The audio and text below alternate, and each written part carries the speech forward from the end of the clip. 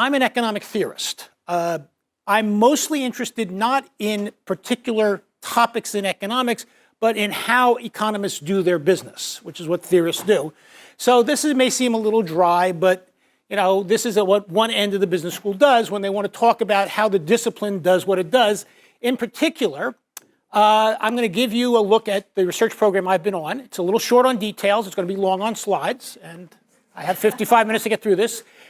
What is it about? Well, my research program is about dynamic choice.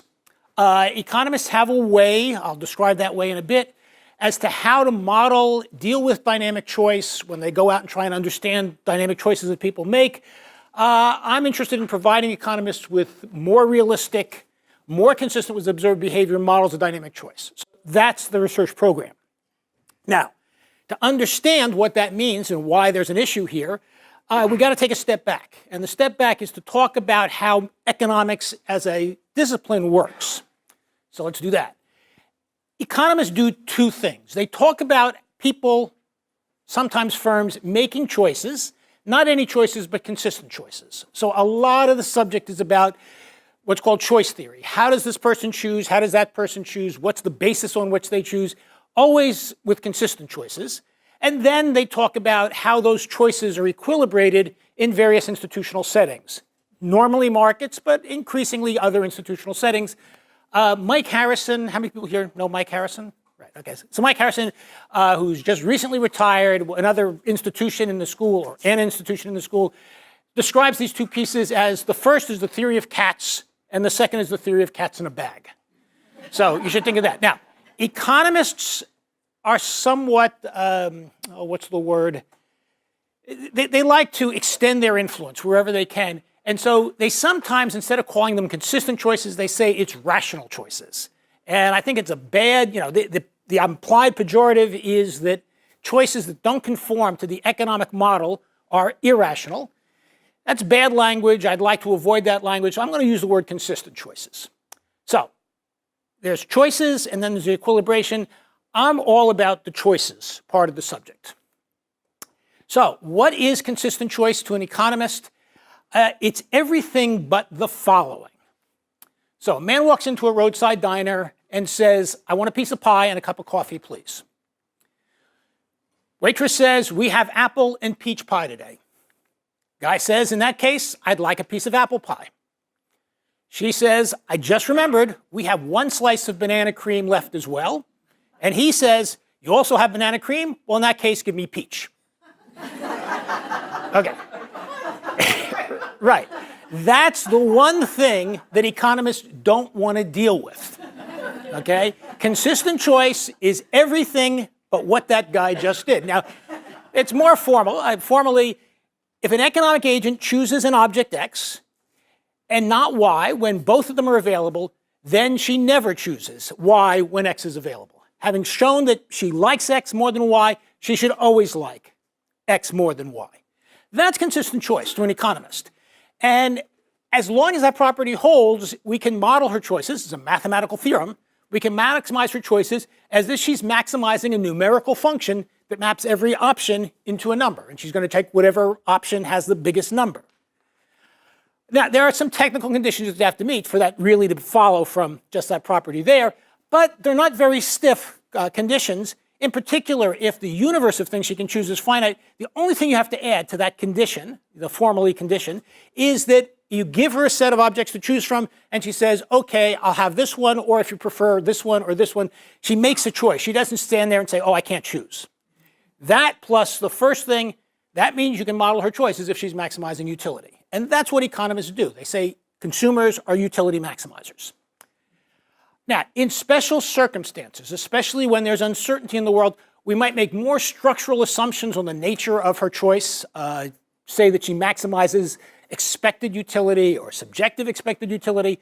But by and large, the essence of economic choice is that level of consistency, nothing else. Now, empirically, it doesn't work. And a good example comes from the marketing literature.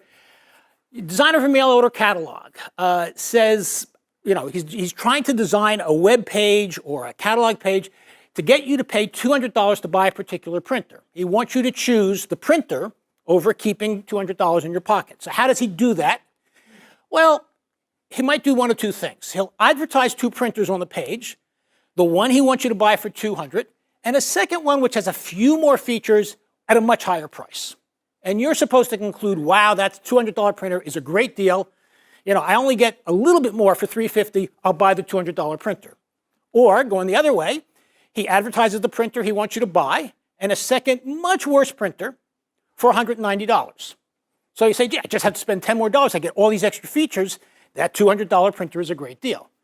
Now, the guy who's designing the web page here is exactly playing on the frame that you put the choice into, which is the one thing economists don't like. They don't want the frame to influence your choice. So, you know, this is just like the availability of banana cream pie seemed to frame the choice between apple and peach in a way that got the guy to change what he's doing. That's what you're doing there. And people do that. Nonetheless, economists say, no, they don't. Right? Economic models, by and large, have kept to the consistent choice model of individual behavior because they say once we admit that frames change what you're doing, there's not much we can say about your choices. So economists ignore that kind of stuff, which the marketing people love because that way they make fun of us. But economists believe in consistent choice as a good way to attack problems of economic choice in the world. Now, what's dynamic choice? Right, that's the subject I'm interested in. If I'm choosing a kind of pie to eat at a roadside restaurant or whether to buy a particular printer, that's a static choice. Right at the moment, I have a choice between different things. I choose to spend my money on the printer. I choose to have apple pie or peach pie or whatever. It happens, it's over. If we're talking about what career you're going to follow or where to go to school or how much you're going to save, that's more of a dynamic choice. First of all, the choice you make today is going to affect the opportunities you have tomorrow for future choices. And today's choice needs to be informed about the value that you've attached to tomorrow's opportunities or lack of opportunities. So it's that kind of choice, the choice of career, how much to save, where to go to school. Those are dynamic choices because they have implications going forward in the future. Those are the kind of choices that I'm interested in. Now, how do economists model dynamic choice? Well, they use the statically optimized strategically and then just do it, or SOT swoosh approach. What is this approach? Well, it starts off with modeling the problem, the choice problem that the individual has. So you have a decision maker who faces a dynamic decision problem. There are choices to be made today, but also tomorrow, next month, next year. We have a bunch of dates at which the decision maker has to make choices. That's the start. There are connections between the choices. What you choose today will have an influence on what options you're going to have to choose tomorrow and the day after that and the day after that. So your choices today not only impact what you get today, but what choices you'll have in the future.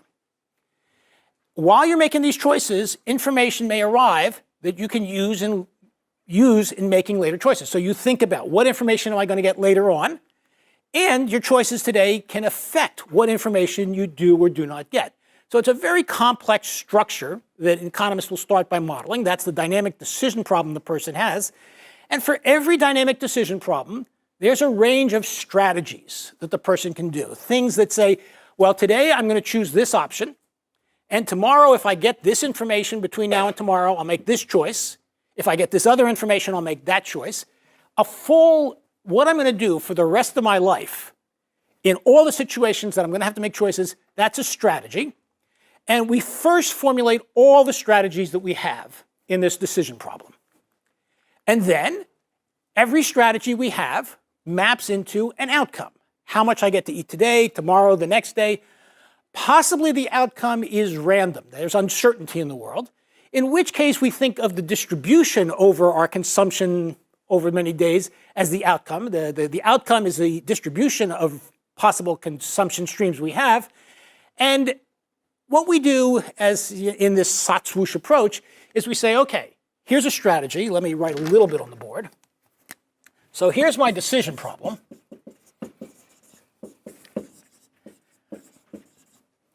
With a whole bunch of structural stuff. And that gives us a set of strategies. Now, each strategy gives us an outcome. what we're going to get. So that's outcome from strategy number one. This is the outcome from strategy number 7,321,000. I mean, lots of strategies. Typical decision problem in the finance literature goes on forever. You have an infinite number of strategies. And what you do is for every strategy you have over here, you figure out what will be the outcome for me. And then you say, I've got preferences or utility over the outcomes so that I look at every strategy I could do. I look at what outcome it produces. I look at how good an outcome that is for me. I figure out that this is the outcome, this is the outcome. Out of all the possible outcomes I could have from all the possible strategies, that's the outcome that maximizes my utility, which means this is the best strategy to play. That's what I'm going to do. And then mindlessly, I just implement that strategy through time. So you choose at the outset, right? Where I'm sitting at this decision problem. I'm about to choose where to go to school that has an impact on my career. I think through the entire scheme of my life. What's going to happen to me for the next, 60 years? What are the strategies I could have for 60 years? What's the outcome from every strategy? Which of those outcomes do I like the best? That means I should go to Dartmouth, where I went. Once I have that strategy in mind, I just do it. That's the swoosh part of this. That's the way economists model dynamic choice. At the outset, pick a strategy, pick an optimal strategy based on the outcomes, and just implement. This is viewed by economists as obvious. This is how you would make the right decision.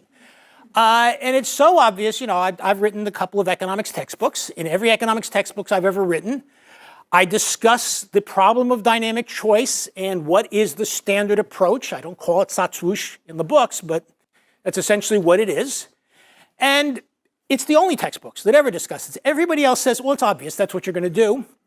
It's just unworthy to talk about the assumptions that go in to this particular way of viewing dynamic choice. So, before I get to that, nobody really believes that people sit down trying to pick a college, thinking through their entire lifetime. It's an as-if model. And the idea there is that it's not how people think about things, but the way they behave is as if that's what they did. A good example here is you go back to utility maximization, the basic model of economics. I mean, if you read an economics textbook, it says when you go over to the grocery store, you got money in your pocket, you got a list of things you might buy, you consult your utility function, you consult your budget constraint, you optimize subject to a budget constraint. Now, nobody does that, right? You go down the aisle with your cart, you look at something, you say, that looks good, I'll put that in the cart. Occasionally what happens is you go down another aisle, you say, oh, that looks even better, and you go back to the aisle and put something back. You make your choices sort of as you go along. Well, economists say, okay, that's how you make choices, but it's as if when you're in Safeway, you're maximizing your utility subject to a budget constraint. It's not how you think about it, but it's the net result of what you do. And there's a famous analogy, which is due to Milton Friedman, that says that, well, let me give you a good example of an as-if model. Trees in the spring decide where to put their leaves. And a good as-if model of how trees set their leaf canopy is as if they're maximizing their exposure to sun over the course of a day. Now, trees don't really do the calculation, right? I mean, trees have trouble with simple sums. But if you model the setting of a leaf canopy as if a tree was maximizing it, it turns out to be a pretty good and useful model of how the tree will set up its leaf canopy.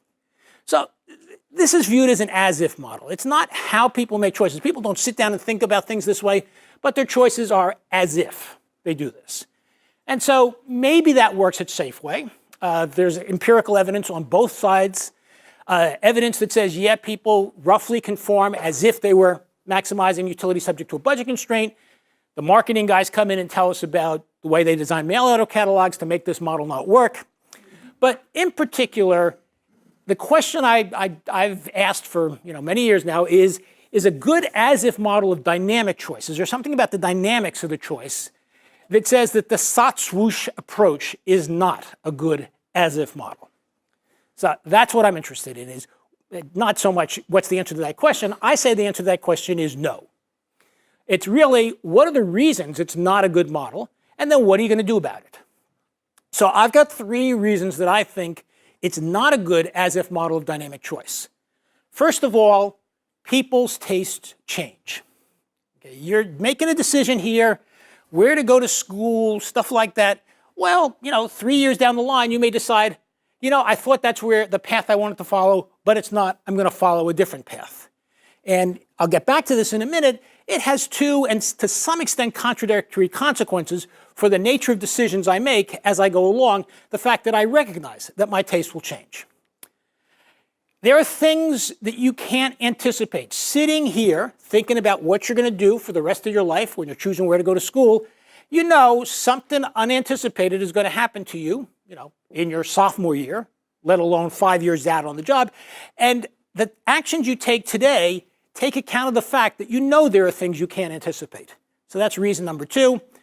And third, this problem is just too hard to think about. It's too complex. You can't really do the optimization. So this is strategy 7,321,000, et cetera. I mean, there are an infinite number of strategies, and nobody in most realistic problems can figure out which is the best according to some numerical measure. So you couldn't do this if you wanted to, if you had all the data. Instead, what people do is they follow heuristic decision rules, and those heuristic decision rules can't always be justified using this approach. If you use a heuristic decision rule, it's not as if you are solving an optimization problem like this. So in each of those 3, what I'm going to do now is talk about each of those 3, what there is, and a little bit about what I've worked on in that particular regard. So first of all, changing tastes. Now, you can't doubt people's tastes change as time passes. You plan you're going to do something. In the middle, you say, I don't want to do that anymore. I'm going to go do something else. I do that a lot. Now, the question is, if you know your tastes are going to change, is that going to affect what you do today? And there are 3 options, at least in economic modeling, that you have to say 3 answers to the question, what are you going to do about it today, knowing that your taste may change? One option is nothing. What you say is, well, my taste might change, I don't care. Today, I'm going to figure out what I think is best for me, given my taste today. I'll keep going until my taste change, and then I'll change my plan. A little bit more sophisticated is you constrain your later choices so you get what you want today. And this goes, the original story here comes from the Odyssey. When Odysseus is going past the Isle of the Sirens, he knows that once he hears the siren song, his tastes are going to change. He's going to throw himself off. So he constrains himself. He has them tie him, he has his sailors tie him to the mast so that he can't have the option of throwing himself off the ship later on. More modern examples that people talk about, and this one deals with me, is I try to make sure that there isn't any sweet food in the refrigerator late at night, because I know if it's there late at night, my will get weaker, and I'll start eating that stuff. One of the original papers on this was about Christmas clubs. Why do people, do people even know what a Christmas club is anymore? How many people know what a Christmas club is? Okay. So for those of you who don't, used to be a big thing, at least when I was being raised in New Jersey a long time ago, is that the banks would very happily take some money from you every week or every month and not let you have it until 2 weeks before Christmas. The idea being is that, if you start putting money away in a regular bank account, you can always withdraw it, and then the money won't be there for Christmas. But if you put the money in a Christmas club, you can't touch it until it's time to go buy the Christmas presents. This is a way to force yourself to save and not spend the money. And the banks used to love this because it paid no interest. I mean, so this was, the banks are holding your money for you, not letting you have access to it. Well, that's exactly this idea that, you'd know at some point you might want to spend the money that you're saving for Christmas presents. So we'll make sure you can't get at it. You've constrained yourself by going there. Now, a very recent but pretty large literature about this is about hyperbolic discounting. Hyperbolic discounting is the following phenomenon. I give you a choice between, so this is a choice, between $100 today or, let's see, what's a good number? 120 next week. So I give you that choice. A lot of people, I don't know if I quite got the right numbers here, but a lot of people say, well, I prefer $100 today. But if I give you the choice of $100 in 51 weeks or 120 in 52 weeks, then people say, oh, well, 51 weeks, 52 weeks, what difference does it make? $20 is good. So they go that way. And the problem is that in 51 weeks, if I offered you the choice of $100 today or 120 next week, you'd say, oh, I made a mistake. I want the $100 today. So that's hyperbolic discounting. It's as time passes, you put a lot of weight on immediate consumption versus next week. The difference between 51 weeks and 52 weeks isn't as great, and that's going to shift as you get closer and closer to 51 and 52 weeks out. Now, what are the consequences of this? Well, it affects how much money you save, the form you save it in. In particular, today, if you think that your preferences for 51 versus 52 weeks are right, you want to lock in money that you save so that you don't pull the money out with a big penalty, stuff like that. Subject of some, okay. So you could do nothing. You could constrain your later choices. On the other hand, with sort of the exact opposite, you say, look, I don't know what my future tastes are going to be, but what's important to me today is to give myself the option to do what's best for myself, what I think will be best for myself later on. So this goes with the following sort of story. You're making reservations at a restaurant. You're not going to go to this restaurant for 3 weeks, so you're making reservations way in advance. How big a menu of choices? So today you're picking the menu of the restaurant, and suppose there was menu 1 and menu 2. And you look at menu 1, you say, yeah, there's some good stuff there. Menu 2, there's some good stuff there. On balance, I prefer menu 1 to menu 2, so this one is better. But if there was a super restaurant that had menu 1 and 2, all in the same menu, why not go with this in case something on that menu 3 weeks from now is going to have a lot of appeal to me? So that's, I prefer for flexibility. I want to leave myself the flexibility to make a choice later on because I don't know what my tastes are going to be. I don't know what my preference is going to be later on, but I don't want to constrain myself today. I want to allow my later self to have what it wants. So that's completely different from number 2. Number 2, you're saying what I want today is what I want to force myself later on to have. Now you're saying, well, what I'm going to want later on is what I should allow myself to have. Two very different ways of dealing with the idea that tastes are changing. So my interest in this, the constrain your later self, the thing that goes with hyperbolic discounting and Christmas clubs, it's a big, important topic. Lots of work has been done in economics.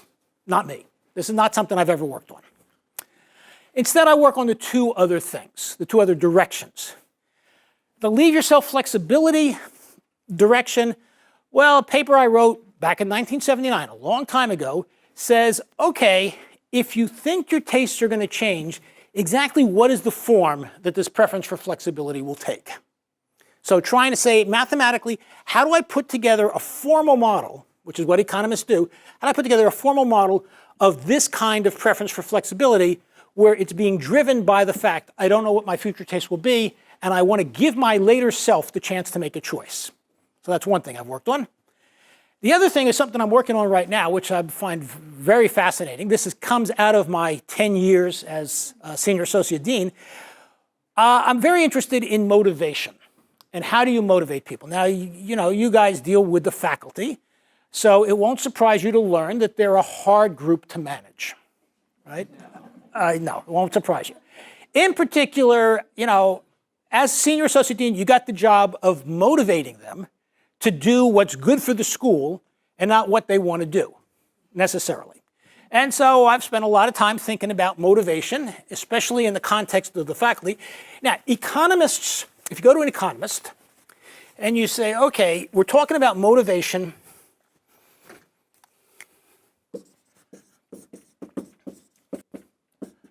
on the job. Motivating faculty members of the GSB to spend time thinking about their teaching, actually put some effort into teaching the MBAs, not spending all their time doing research or whatever else it is they do. You say to an economist, I've got a question about motivation on the job.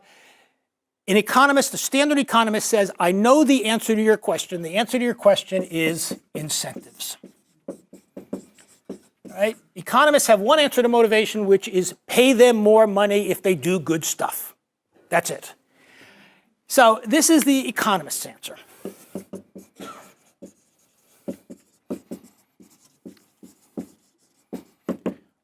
Promise more money if the employee does good stuff.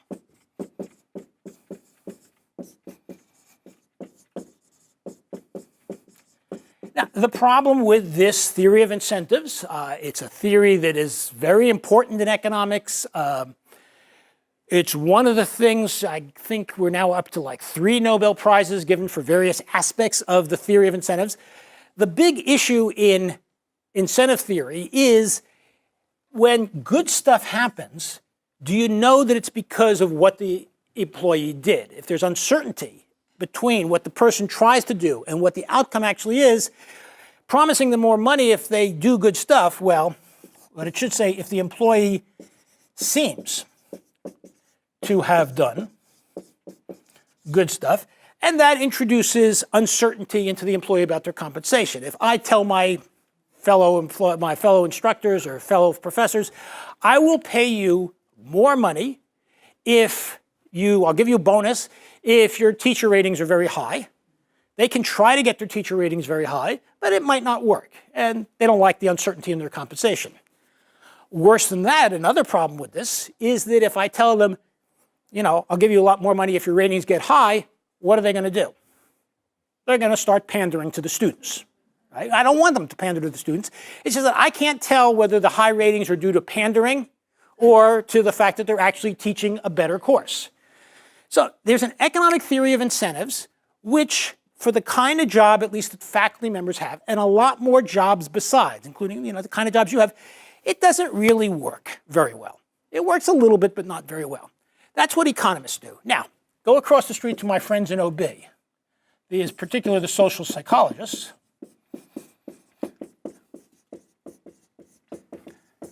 They have very different theories about motivation. They have theories that talk about self-determination and self-perception. And in particular, let me give you an illustration of this, which is a hospital in Boston called Beth Israel. Anybody here from Boston? No. Okay. So, Boston has a lot of hospitals. In particular, there's a little district of town known as the Hospital District, which has Massachusetts General and Brigham and Women's and Beth Israel. And there's one more of the 4 is hospital called Deaconess. All of these are the Harvard Medical School teaching hospitals. They are the hospitals that, people who are at Harvard Medical School go and staff, they take rounds there, stuff like that. Residents at these hospitals are connected to the Harvard Medical School, stuff like that. Now, it's very clear in the 1970s, when this story begins, that there was a clear pecking order amongst these hospitals, and it was Mass General was the best. Brigham and Women's number 2, Beth Israel 3, Deaconess number 4. And everybody agreed, the prestige positions were in Mass General. New guy comes to Beth Israel as CEO, a guy named Brabkin. This is around 1972, I think. And he wants to move up in the pecking order. So he's trying to figure out, what can I do to make Beth Israel stand out and maybe be thought of as good as Mass General? And he hit on a system of, we're going to become, so his theory or his strategy is become the hospital patients prefer. So he's going to emphasize service to the patients. And in particular, the way he did this is he went to the senior RNs, the senior registered nurses, and he said, we're going to do nursing differently here. We are going to have what's called primary nursing. If a patient comes and is going to be a hot patient at Beth Israel, that person is assigned a primary nurse. It's like you meet your doctor, you meet your primary nurse, you sit down, and your primary nurse, and I'll use she because most of them were she's at the time, your primary nurse is dealing with you and maybe 2, possibly 3 other patients at any one time. When she's on duty for her 8-hour shift, she's doing everything for you. She's managing your care, she's cleaning up your bed, stuff like that. But she's also the center of your care. The doctors talk to her about what needs to be done next for you. When she's off duty, the 16 hours a day she's off duty, she's still on call if there's an issue about you. You know, primary nurses would get phone calls at 3 in the morning saying, the family of one of your patients has a concern, talk to them. Okay, now, did they give the nurses more money for doing this? No. And the net result of this is that the nurses loved it. They thought this was great. The queue to become a primary nurse at Beth Israel for people who are nurses at Mass General, Brigham, or Women's just got bigger and bigger and bigger. What they did is they enriched the job content. Being a nurse, you were doing something. You're doing something important. You were getting psychological rewards for doing that something important. And the nurses responded really, really well to that. Now, it's a great story, except there's a very bad outcome, or bad ending, which is primary nursing is a little more expensive. And as times change, subsequent CEOs said, well, we've got to get rid of primary nursing. It's too expensive given the way we're compensated. And as you can imagine, it was a disaster. They made a psychological contract with the nurses, which they then broke. And breaking a psychological contract is much worse. Well, okay, so this all fits in with the psychological theory of self-determination, which says people will give you better output. Employees will give you better output if they have more self-determination, if they're doing something as important, they perceive as important, if they're connected to other people doing the same sort of thing, and also with the theory of self-perception, which is people, when they do stuff, they try and figure out after the fact, why did I behave in this particular way? If they did it because they got a bonus, they say, I'm doing it for the money. And then they will continue to do things for the money. Whatever it takes to get the bonus is what they'll do. If, on the other hand, they say, they do it because my patients are important to me or because I love the work, they will increasingly love the work. They will think that their patients, they'll internalize the welfare of their patients more. Well, that, from economic terms, as social psychologists don't think of it this way, but from a point of view of economics, what is that? That's what you do and how you do it, and what reward you get for it changes your tastes, changes your utility function. So one of the projects I'm working on, and not meeting with greatest of success because my colleagues in economics really don't like to talk about changing tastes that much, but what I'm trying to do is convince them that things like this are real, they're important, and I won't go into all the ways I tried to manipulate my colleagues when I was associate dean, but I was trying. This is more important motivational force than the stuff that economists say is important.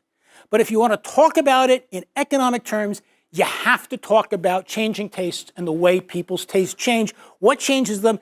How do they change? And that takes you from economics into psychology. You got to understand social psychology, cognitive psychology, and try to import that to economics. So one of the things that I'm doing right now, one of the things that I think is very important for economics, is to try and do better on how tastes change, and then what's the impact on that for dynamic choice. Okay, so that's number one, changing tastes.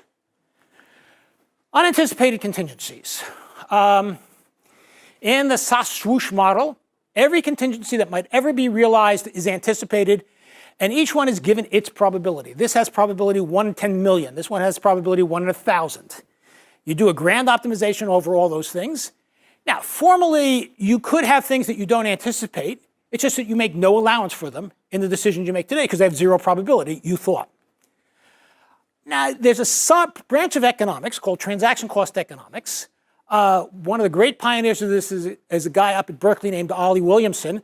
And point out, Ollie got the Nobel Prize for all the work he did on transaction cost economics, which says, you know, the standard economic model, the Satswoosh model, applied to relationships between two firms, or relationships between an employee and an employer, doesn't make any sense because the world is not driven by the things you can anticipate. It's driven by the things you can't anticipate in a long-term relationship.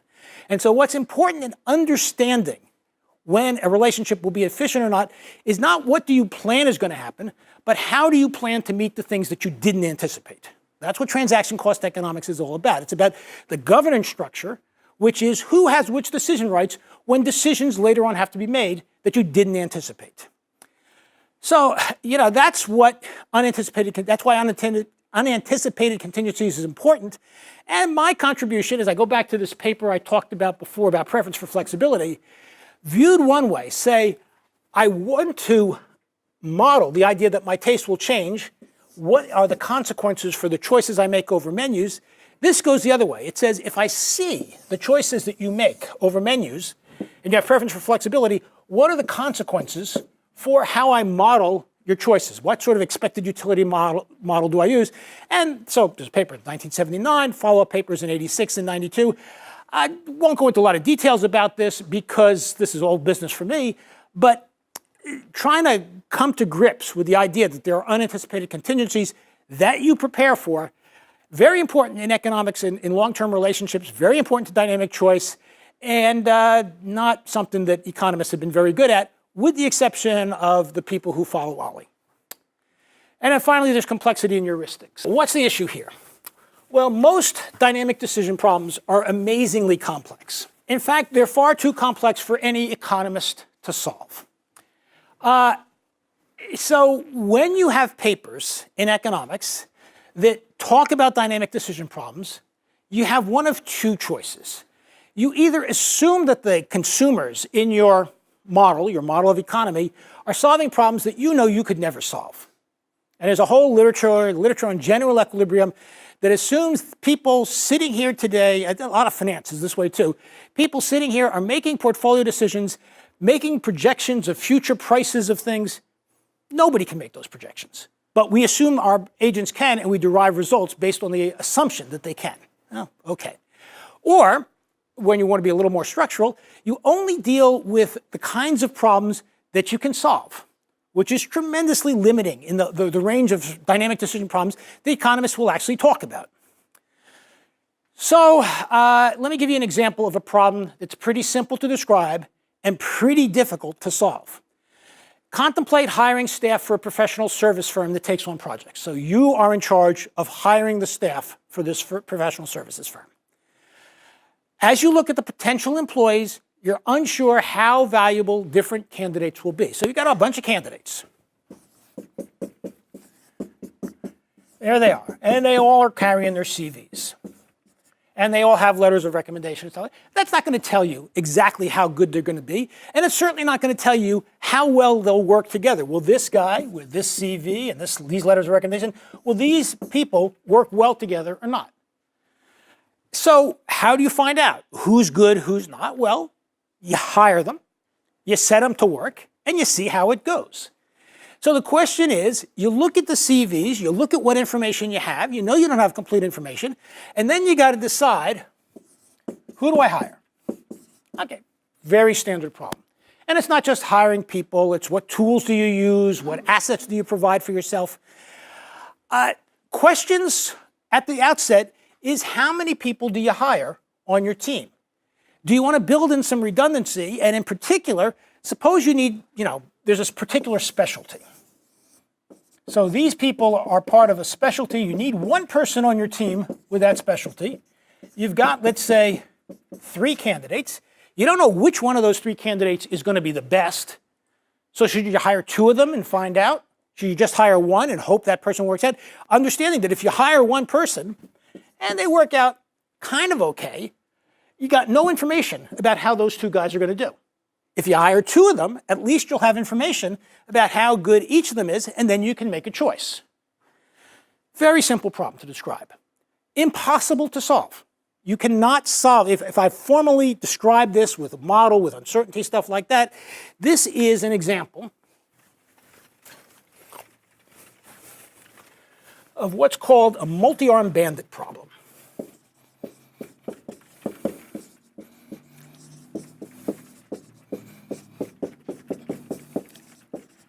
Okay, and just see, anybody heard the term before? 1, 2. Okay, so what is a multi-arm bandit problem?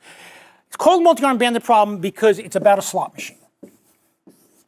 So here is a slot machine in Las Vegas, which has the following weird characteristic for a slot machine. There's an arm on this side, and there's an arm on this side. And here's the slot where you put your money, you put your coin in, and that enables you to pull one arm or the other. But you can't pull both. Now, you don't know what is the return from this arm of the bandit.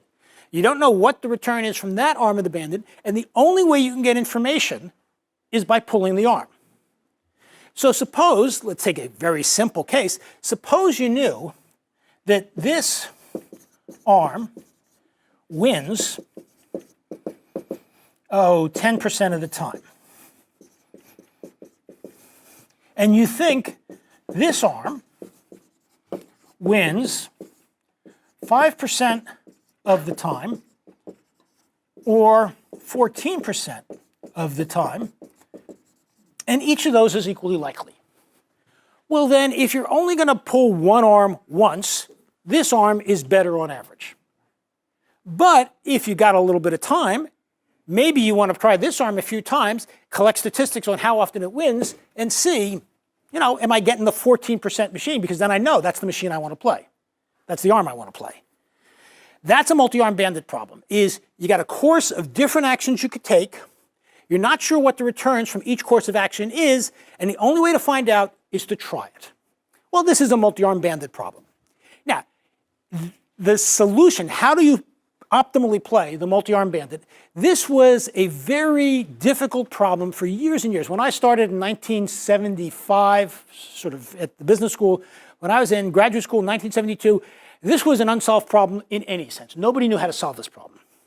And then a guy came along named Gittins who said, well, in the very special case where there's no information about this arm in what goes on there, and vice versa, where the arms, the uncertainty about them is independent. You don't learn anything about one arm by pulling another arm, then here's how you solve the problem. And it's a beautiful solution. I mean, it's a brilliant piece of work. The problem is, this is a multi-arm bandit problem where the arms are the different teams you could assemble. And those are certainly not independent. If I hire this guy, and this guy, and this guy, I learn a hell of a lot about the performance of a team that just consists of those two. So they're not independent. Nobody has a clue how to solve this problem. And, there's good reason to believe. Computer scientists, OR guys, have been working on this problem. Good reason to believe that no one will ever be able to solve these until we get computers which are much faster than any computer we have today. So what are you going to do about this? Well, people will use heuristics on how to solve this problem. What's an example of a heuristic? The best example I can give you of a heuristic comes from the book and then the movie Moneyball. People know about the book and movie Moneyball. So this is about the Oakland general manager, Billy Beane. And the heuristic that people used to use in baseball in assembling a team of baseball players is they would send old baseball players out to watch them play and sort of says, I think this guy is better than that guy based on how he looks. And the big innovation that Moneyball talks about is Billy Beane said, screw how people look, give me their statistics. And in particular, both in the book and the movie, he talks about how do you assemble a lineup in a baseball team? You add up their on-base averages. That's a simple heuristic. Now, is that the right thing to do? Obviously not. But it's a rule that gets you a decision. You get a team out on the field which has maximized the sum of their on-base averages. You got a team out there, and you hope it's a good heuristic. So what I'm doing, this is in a a project that I'm doing with a former student now at Bocconi named Alejandro Francetich. Some of you may know Alejandro. What we're doing is we are looking at different heuristics for solving this problem over here and seeing how well they perform based on simulations. Now, we have no idea how they perform relative to the optimal heuristic or the optimal strategy, because nobody knows what the optimal strategy is, but at least we can say this heuristic is better than that. And to give you an example, a simple heuristic, which you can find in textbooks on managerial accounting, is the heuristic, does the person pay for himself or herself? I hire this person, this person, this person, say this is the team that I assemble. I let them work together for a few months, and then I say, okay, how much value has this guy generated? How much has he cost me in terms of salary? Has he paid for himself? If he does, I'll keep him. If he hasn't, I fire him. Okay, there's a heuristic. Terrible. I mean, you can quickly figure out even theoretically why, but that heuristic it is bad heuristic. On the other hand, there's a closely related heuristic called the incremental value heuristic, which actually does pretty well against all other heuristics but one. There's one heuristic that we find in the paper that does great. The only problem is it's a really hard heuristic to implement. I mean, it takes a lot of computer power just to get the heuristic to work. But, so what's the point of this? What we're trying to do is we're saying, look, we can't solve this problem, but this is an important problem in dynamic choice. People facing this sort of problem, they're going to use heuristic. What can we discover by simulating this situation? Which heuristics seem to do well? Why do they do well? When do they do well? Okay. Now, there's been in economics literature, this is something that keeps coming up like every 10 or 15 years. There was a period of time in the late 70s through the late 80s where people were interested in heuristics for learning what information can be gained from market prices. And I've got one paper there with Margaret Bray, although Tom Sargent, who used to be at Hoover and the economics department, has now gone to NYU. Tom is the real hero of this particular literature. In particular, if you have a taste for books in economics, Tom has this brilliant book called The Conquest of American Inflation, which describes what happened in the end of the Carter administration and the early days of the Reagan administration. Why is it that all of a sudden we got rid of stagflation? We got rid of the inflation part of stagflation. His story is basically that the way economists thought about modeling the economy was with a heuristic called ordinary least squared regression. So they were regressing. They knew the model that they were using, the statistical model they were using, was not right, but it was close. And so we'll pretend like it's right. We'll do what it says. And basically what he said is when you run ordinary least squared regression on the data they were looking at, they got lucky. Right? The policy prescriptions that came out were just, by luck. They got a series of numbers that told them to do what was right. They never would have figured it out on their own. Very nice book. Then, a few years later, there was a literature on how to play games against random opponents. And this is something I wrote a bunch of papers with a guy named Drew Fudenberg on. And now, as I said, I'm looking at precisely this kind of problem, precisely this problem over here with Alejandro. Okay, so I've got 5 minutes left, and I was hoping to leave a little bit of time for questions, but here's my bottom line. Dynamic decisions made by economic actors, they're the most important decisions, economic decisions that people make, and they're the ones that we really want to understand the best. Unfortunately, the way that economists go about trying to understand those decisions, they use the Sasswoosh model, they use it over and over again, and it's inadequate, even as an as-if model. It just doesn't really capture what goes on. This has been a 30, 40-year battle. Mainstream economists resist moving away from Sasswoosh because they think, well, you're not being rational anymore. We know what rationality is, and this is saying people behave irrationally, and if we do that, we'll become sociologists and we'll get paid like sociologists. Don't want to do that at all. But, the business of economics, I should say, the business of economics ought to begin modeling how real people make economic decisions and not how some ideal people from another planet do so. And if that gets us sociologist salaries, that's too bad. So, I've spent 40 years nibbling around the edges of dynamic choice. I hope the discipline will begin to take some bigger bites out of this subject because it's really, really important and they don't do a good job of it at all.